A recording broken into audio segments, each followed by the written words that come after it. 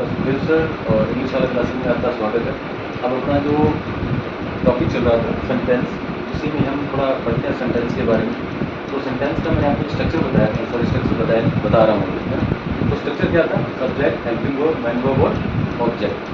तो सबसे पहले हम सब्जेक्ट को लेके चलते हैं। देखो सब्जेक्ट की अलग अलग डेफिनेशंस हैं, ठीक है।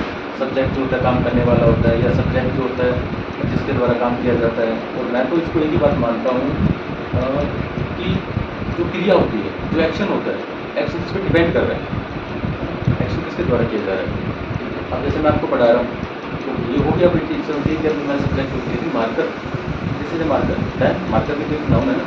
तो अब इसमें दो चीज़ें नहीं है, एक नाउन और एक प्रोनाउन। नाउन का सीधा सा मतलब है कोई भी नाम, नाम चाहे वो किसी पर्सन का हो, राम श्याम सीता गीता, प्लेस कोई जगह का नाम हो, एक कोई वस्तु हो, टेबल मार्कर, सेंस कोई भाव हो, हैप्पीनेस सैडनेस, ठीक है। तो ये सारे के सारे नाउन कहलाते हैं। जो नाम है किसी का भी नाम है, आपके आसपास जो भी ऑब्जेक्ट्स आपको दिखाई दे रहे हैं वो सारे के सारे नाउन है। और या तो नाउन होगा या प्रोनाउन होगा। नाउन की जगह जो प्रोनाउन, जो पहले अपनी वीडियोज में हमने अपने इसको देख चुके हैं, तो नाउन की जगह प्रोनाउन का यूज़ किया जाता है, जैसे ही she it I we you they, ये सारे के सारे। अब इनको हमने क्या है कि थोड़ा सा सिंगुलर और प्लूरल के अंदर डिवाइड कर दिया है। सिंगुलर में ये आएगा, प्लूरल के अंदर सिंगुलर में जैसे ही है, शी है, इट है, नेम है, बॉय है या मैन। प्लूरल में आई वी यू दे, बॉयज और मैन। यहाँ पे देखो एम ई एन है, फिर एम ई एन है। तो ये सिंगुलर कहलाएगा, ये प्लूरल कहलाएगा।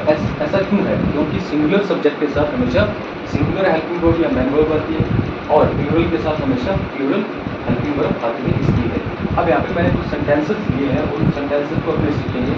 जैसे मान लो कि कोई सी भी हेल्पिंग वर्ब अपने लगा रहे हैं, तो यहाँ जैसे मैंने लिखा ही, और यहाँ पे आपको देखा है कि या तो इज एंड और आर में से फिलअप करना है। तो देखो ये जो सिंगुलर सब्जेक्ट है, अब सिंगुलर सब्जेक्ट के अकॉर्डिंग इसमें क्या आएगा? इज आएगा, ठीक है। आई है तो इज एम आर में से के साथ आता है एम।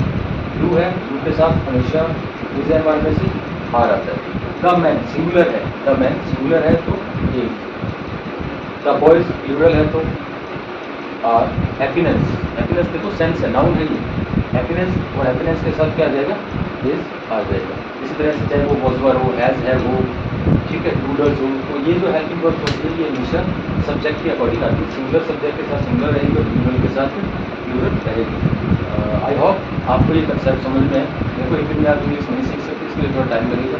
तो धीरे धीरे हम उसकी तरफ बढ़ रहे हैं, और आपका भी सबका अच्छा सहयोग है। आपको जैसे इंग्लिश समझ में आ रही होगी, और फिर भी अगर कोई डाउट रहता है तो कमेंट जरूर करें। Okay, thank you. मिलते हैं नेक्स्ट वीडियो में।